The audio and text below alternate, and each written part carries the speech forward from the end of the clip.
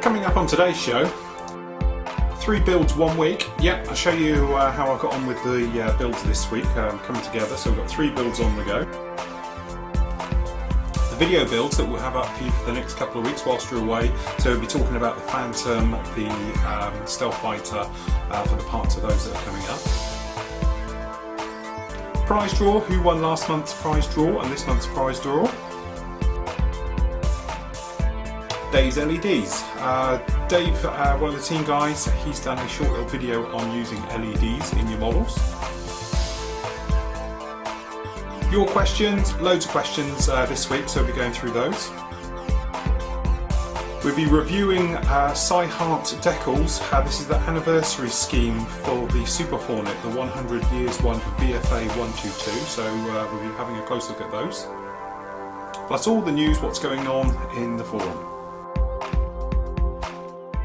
Welcome to Flory Models, I'm Philip Flory. Right, okay, this week, well, as you know, we spoke about it last week, we had the builders in, so filming was a little bit problematic, and I set myself the challenge of building up, just actually in the build phase, 3 complete kits. So, happy to report that the Phantom is basically all ready, just got the glass work to go on, but obviously I needed to show you that quite in depth, so I didn't want to do it with the builders around.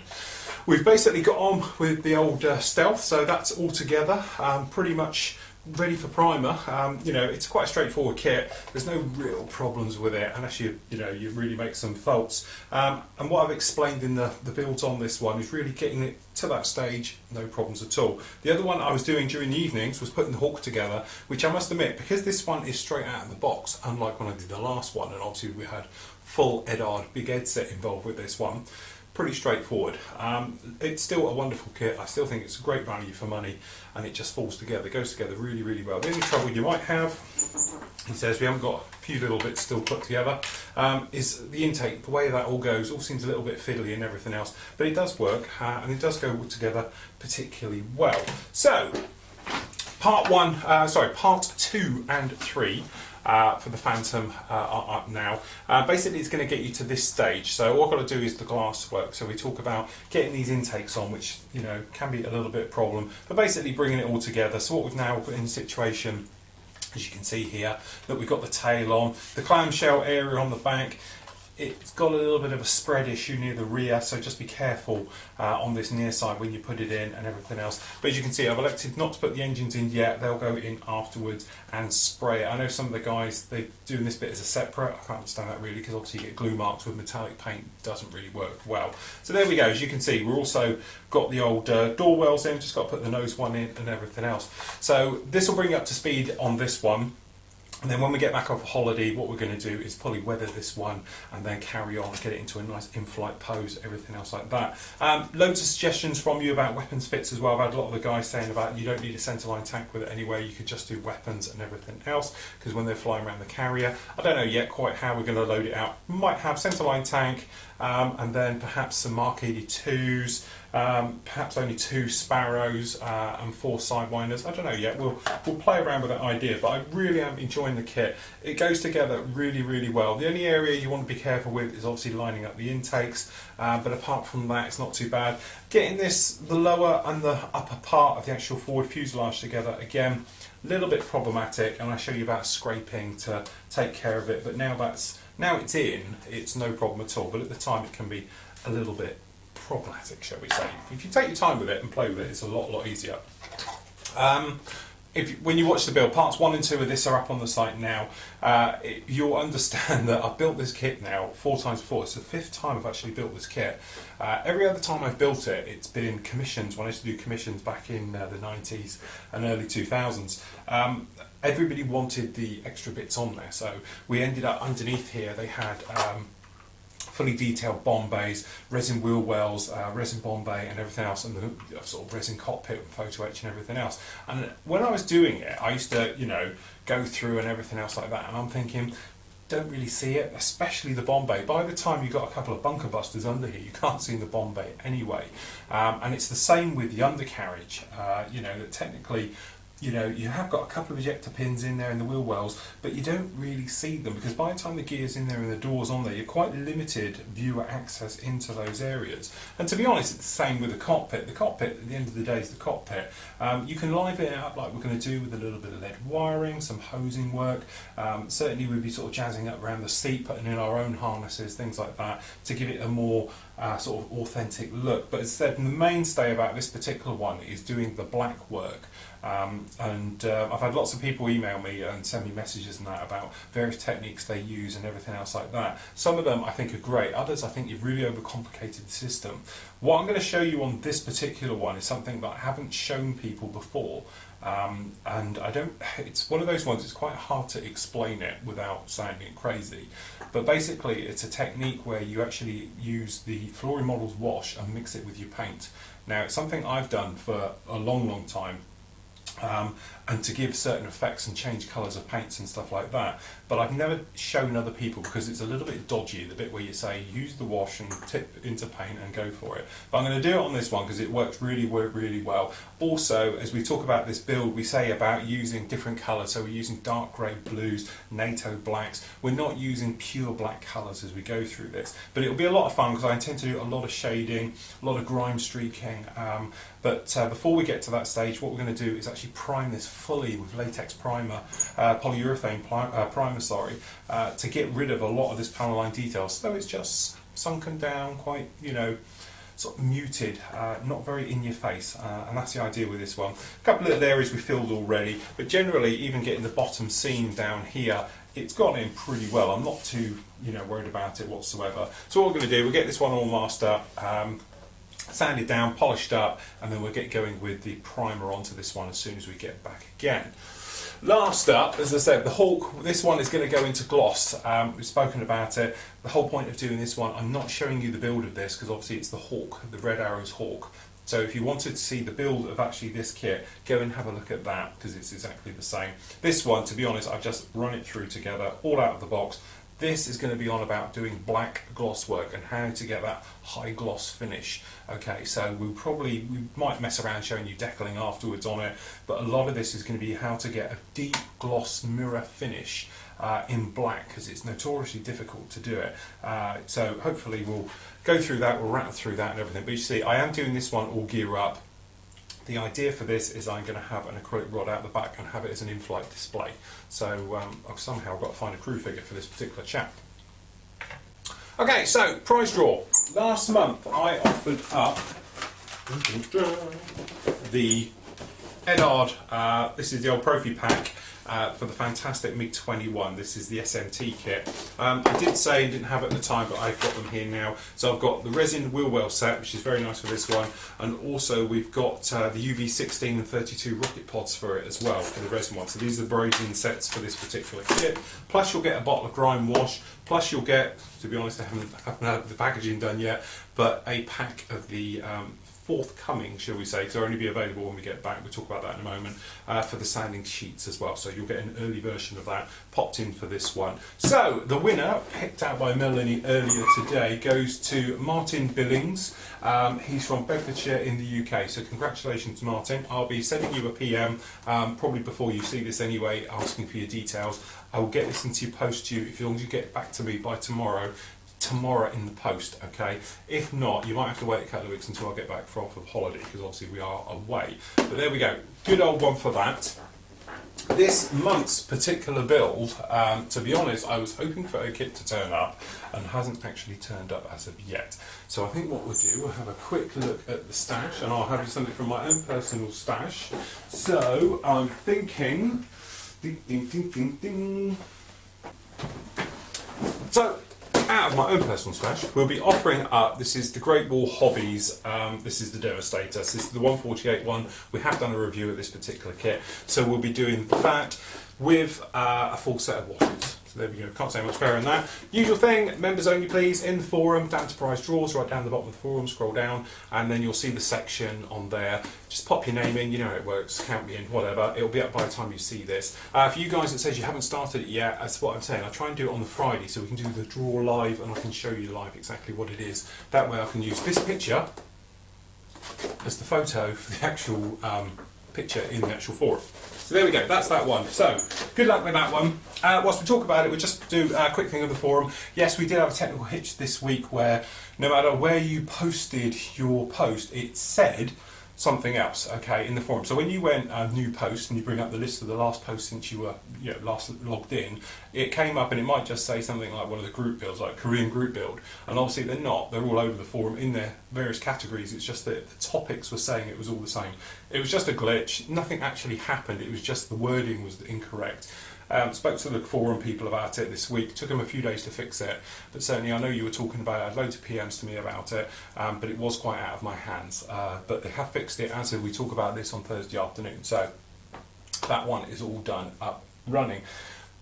We spoke about it a little bit, okay, and as I said, when I mentioned last week about, in the forum, about certainly what you would like the direction of flooring models to go, okay, now we spoke about this. I've done a private video with me talking to you guys in the forum direct, but just covering it again. If you haven't seen it and you're a member, pop into the forum and you'll see it, okay, and basically I explained what I meant. When I did say about what would you like to see, more news shows, more builds, something like that, it didn't mean I was going to cut the news shows dead totally. Okay, there's always going to be a little news show here. It was just that perhaps you would prefer me to spend more time doing the news shows. In that case, I couldn't do as many builds because I could only sit at this desk for X amount of hours every week, and that was the thing to it. That's all I was trying to say. I was trying to gauge your feedback, but I've probably had near 100 PMs and emails and everything else about this one. And that's all it really was. It wasn't, the woe is me, I haven't got enough time. It was just literally, if you love these news shows, which seems to be, the consensus of opinion within the forum anyway, then I will continue to do these. I don't have a problem with it at all. I enjoy doing it. It's just that, when you look at the amount of hours I get on this particular desk, building and things like that, obviously, it's getting less and less the bigger the company gets. It's just answering emails, forum, business, general things. And it's just that, obviously doing the news show as a rule takes around about a day and a half, I say. It's about 2 days, but a day and a half, okay, to actually get it sorted. So it's just that obviously that's 2 days really I could be doing build work. But you really love this and everything else. Now, I have got, before all this kicked off and everything else, I did have a few ideas, which I've got all written down, of how I want the news show to run when I come back off of holiday. It's going to be very, very different in a lot of ways, okay. The format's the same, it's just how I do it, okay. It's going to be a lot different.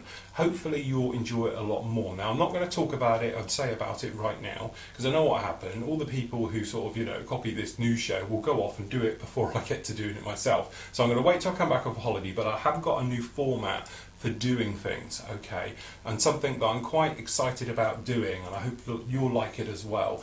But we always try and stay one step ahead here at Flooring Models. We were the first ever company doing videos online. We were the first ever people to do full build videos and everything else. So this hopefully will be another first as well. That obviously when we move forward with this, we'll be the first people who are doing this. Okay, so keep your ear to the ground on this one. You'll see a lot about it in the forum, no doubt, as soon as we get back off a holiday, because I'm going to be asking for some of your opinions and some of your information. Okay, but certainly I think it'll work really, really well. So, but don't panic. The new show will be here. As I said, it was just one of those things. I asked, everyone jumped on, and I think a lot of people read a lot more into it than actually what I was asking. That's what it was. Okay, so questions and answers. Okay. Loads of questions this week, normally about what's going on with the new show. You're going to stop doing the new show.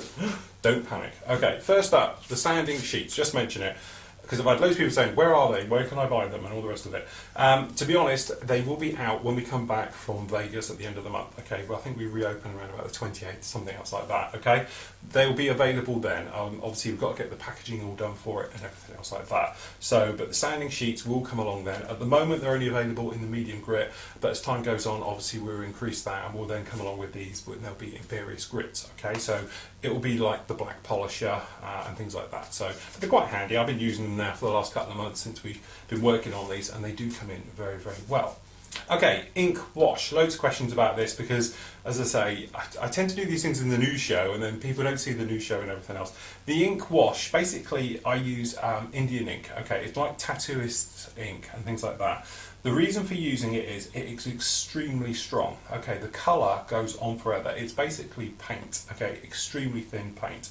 People have asked why don't I use my wash.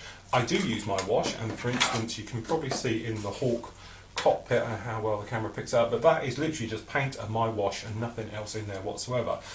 But if I want to do a very precise pin wash, okay, I like to use Indian ink. Okay, now the reason I use Indian ink over paint and things like that, there's no particles in this stuff. This stuff is, it's so fine. Okay, if you use paint, especially acrylic, and you thin it down, you get little gritty bits. That's very similar to how the wash is great for griming and making dirt. If you just want something with a precise black thing around it with capillary action, so wheel wells, things like that, cockpits where you've got very fine raised detail and recessed detail, I like to use the Indian ink. Now the thing with this stuff is, if you'd seen the ones before, when I thin this, I like to thin it with to be honest, I always thin it with Valero airbrush cleaner. Now this is the acrylic one, okay, and I mix this probably around about 90% cleaner to 10% of the Indian ink. That's all you have to do. It's very, very fine, okay.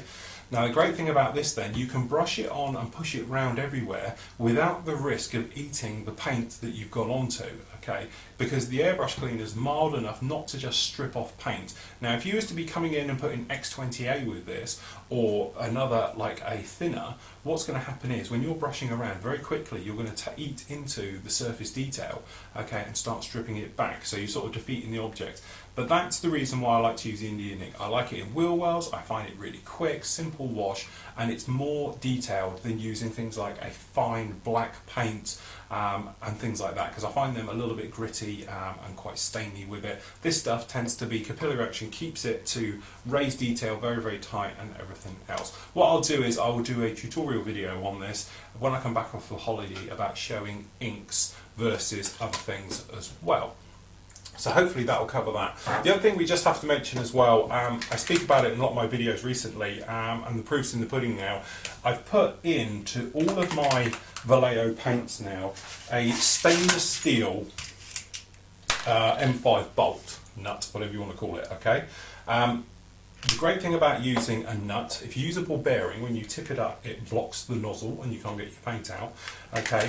But the thing is, I have found that my paint has improved tenfold, okay, because I've sort of come back to, you know, up here using Valero paints again. So consequently, they've been up there, they've separated quite a lot and everything else, and they don't never seem to work quite as well as they used to when they were new, especially spraying things like white, okay. I've been spraying white quite a lot with these intakes on these things, and I have learnt now that, you know, making sure you get it off the bottom is brilliant, because as I said in one of the videos recently, if you're shaking up Tamiya, you can see it on the bottom, okay, because you can see the colour in the glass. On these, because they're plastic, you can't see what's going on in there. You might have a lot of sediment in the bottom, so that is the point to doing that one, okay. So, but putting them in, I must admit, it's improved the Valero paints a million times. Especially recently, we've had a real hot spell for the first time in, I can remember, here in the UK. The paint's drying extremely quickly. Making sure it's mixed thoroughly is a bit of a must, and it's worked absolutely lovely, especially spraying white, as I say. Spraying white, I used to love using Tamiya.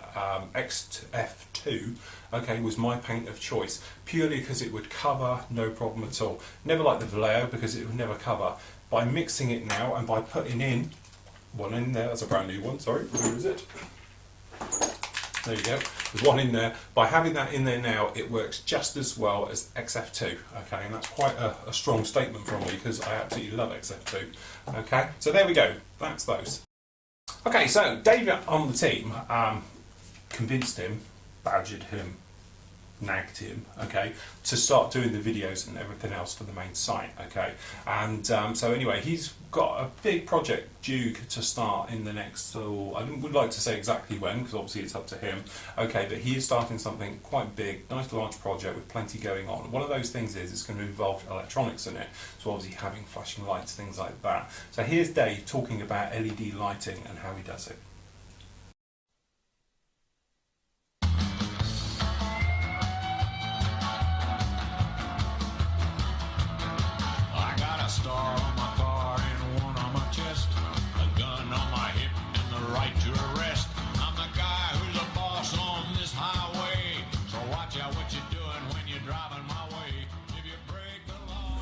Hey guys, Dave here. So here's this circuit that I'm going to use to light this police car I'm building. Here's the circuit board. Basically I've got, for those of you who are familiar, there's a 555 timer pushing a 4017 timer for this chatter circuit. This makes the lights flash alternately, 3 quick flashes each. Then I've got another circuit on the same board here, just a 555 timer doing a wig-wag circuit for the headlights. Okay, so what I did was I found this online and kind of integrated 2 ideas here into one circuit board.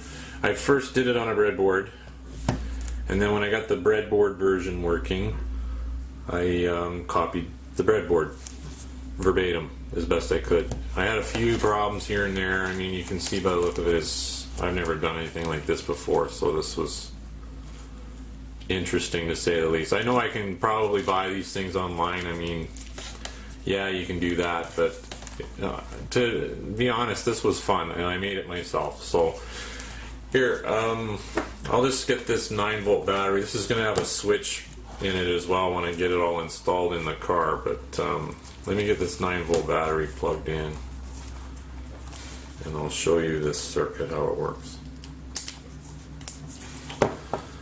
So I've got 2 white LEDs doing a wig-wag, that's what I call it anyway, a wig-wag circuit.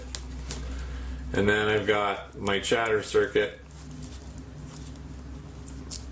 for the colored lights, the traditional red and blue police lights. And that's basically what I'm going to have going. So that'll be kind of like the front of the car. I'm not going to do a light bar in the top. I'm just kind of embed these lights kind of around here. We've got a fully marked car, but there's no light rack for whatever reason. I don't know why, but they have the lights kind of embedded in the grill, and you know, in the tail lights, and in the back window and the front window and stuff like that. So anyone who's familiar with this sight in your rearview mirror, it should be fairly familiar, I guess. I know I've seen that a few times. So there it is. Now because the car is so big, I can fit this circuit board in the trunk no problem. So I don't know if I'd want to attempt something this big for a 124 scale car. It would have to be a curbside car. You'd have to use the front engine for all this stuff. I don't know how you'd embed this in there if you wanted to go this elaborate. I mean, you can do just blinking LEDs and big enough, and I wanted it to be special. So, and it was fun.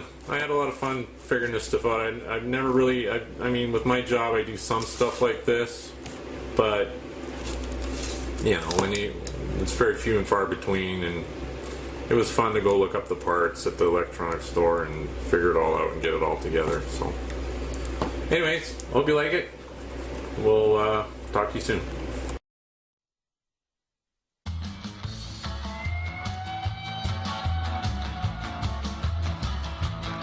I got a star on my car and one on my chest, a gun on my hip and the right to arrest. I'm the guy who's the boss on this highway, so watch out what you're doing when you're driving my way. If you break the law, you'll hear from me. I know I'm working for the state. I'm the highway patrol. Okay, so well done, Dave. Hopefully we'll be doing more videos from Dave over the next few months and everything else as he sort of gets up to speed with this one. And as I said, if you haven't done filming in front of a camera, it's all very well talking in front of it, but when you're trying to show, tell and explain, it's extremely hard. Okay, I might make this look somewhat easy, but I have been doing it for over 10 years now, okay? As I say, so bear with Dave. He's pretty knows what he's doing with this, and he's explained to me what his plans are, and it would be really, really worthwhile. So stay tuned, and there'll be more from Dave in the next few weeks. Now, last November for Scale Model World here in the UK, Cyhart Decals, which are a French company, came up with these. Now, if you haven't seen this, and there's a great video on the site that looks something like this,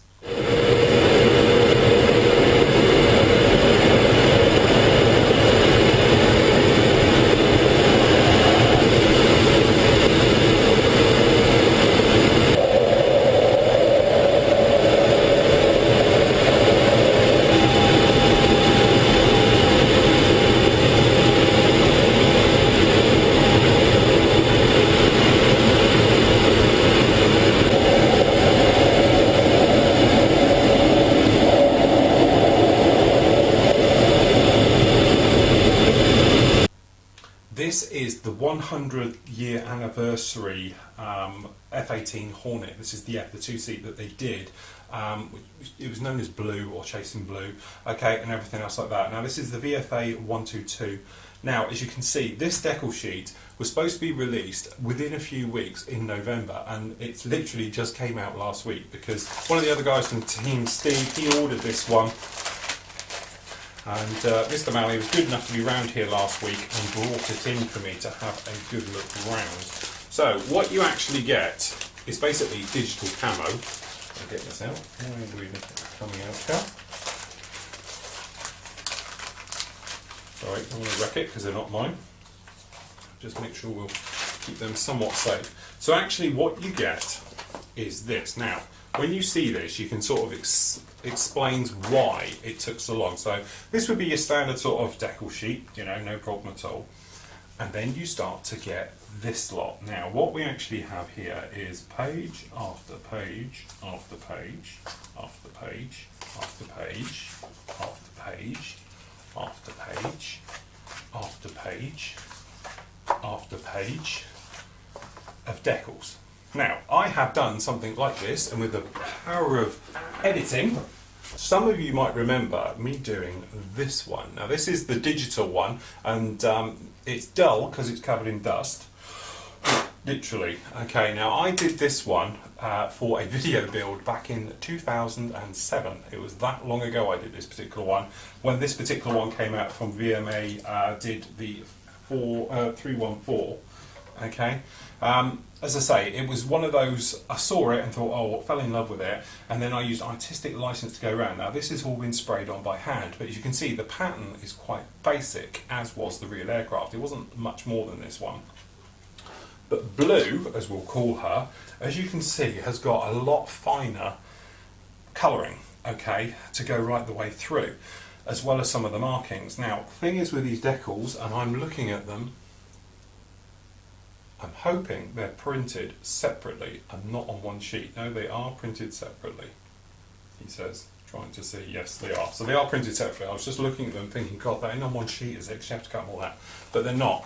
But the thing is, it is an extremely complicated set. Now, those look absolutely beautiful.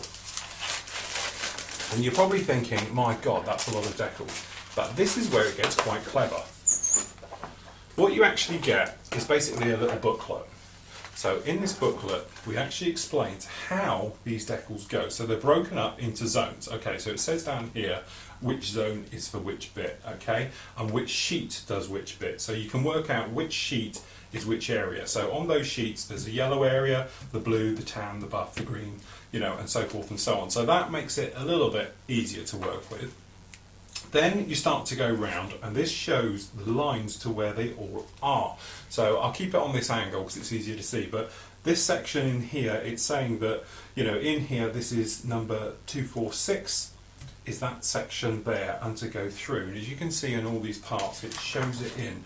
It's not easy because obviously, as you can see down here, it shows them in all these sections of how they go in. So it's like a giant jigsaw to go together. It doesn't stop there because you've even got the inside of the intakes, which is quite phenomenal to think that, you know, actually decaling inside an intake as well. But as you can see, it's broken down, and you can see some of the differences between the aircraft as well, because some of the aircraft are more specific, okay, and right the way through. So as you can see, you've got everything down to the tail hook area. Then, which is the nice thing with this, you've got great reference shots of the real thing. So if you are planning on this, as I say, I've got the video on this one as well to see, you've got all the things, and it's showing about the different areas right the way through. But as you can see, this pattern is far more busy than the one I did.